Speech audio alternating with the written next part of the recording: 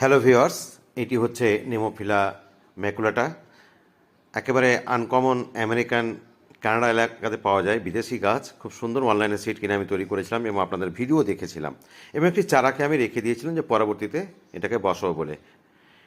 গাছটি কিন্তু মোটামুটি 1 মাসের মধ্যে বেশ ঝাঁকালো হলো এবং প্রচুর ফুল দিতে শুরু করলো।